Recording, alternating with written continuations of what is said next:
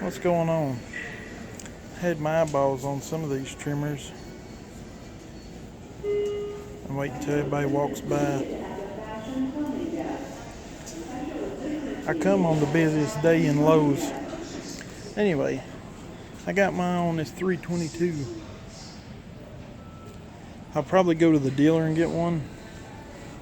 But Lowe's return policy is actually a little better. I think you got up to a year and no questions asked return policy. They don't fix it or nothing. They can get it fixed for you, but you can just bring it back if you don't like it. So that's the only one I've got my eye on at Lowe's. These other ones, I've got a 128 already. That's that one right there. And 219. And I'm not going to talk about steel this video. It's just Husqvarna.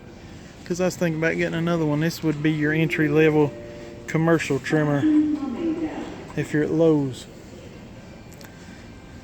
I picked it up and handled it. It's pretty balanced. It don't feel as well. I'm trying to keep other brands out of it.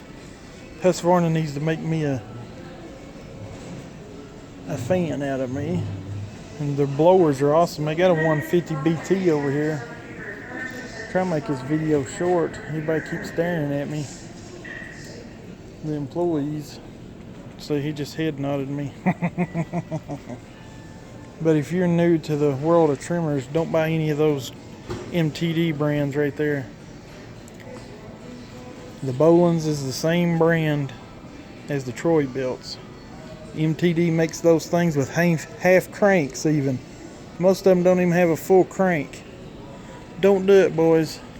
You'll work twice as hard because it won't cut as fast than you will work with something like an entry-level commercial grade 322.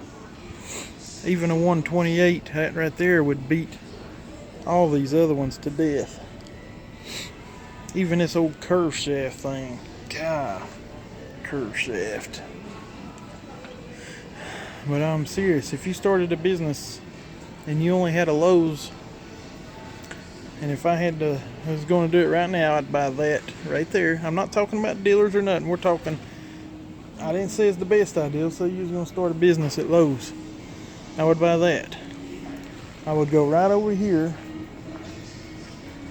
In the distance, you will see a Husqvarna 150 BT, 50cc. Somebody done stole a gas cap. Right there's a 322. Looks like somebody's getting ready to buy one.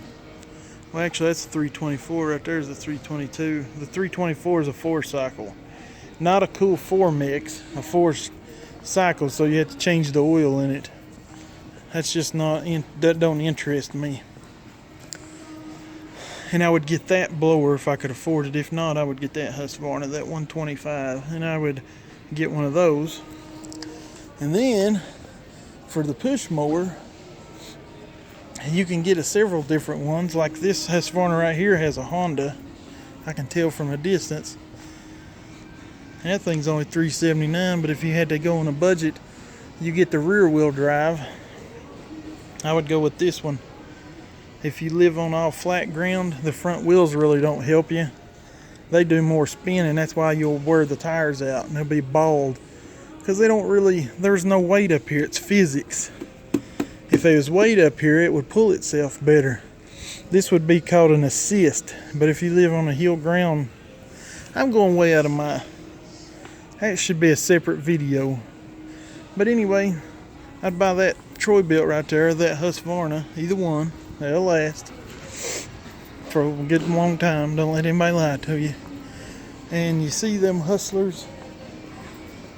That Husqvarna zero turn. I've never owned one. Don't know much about them. There's a Mustang.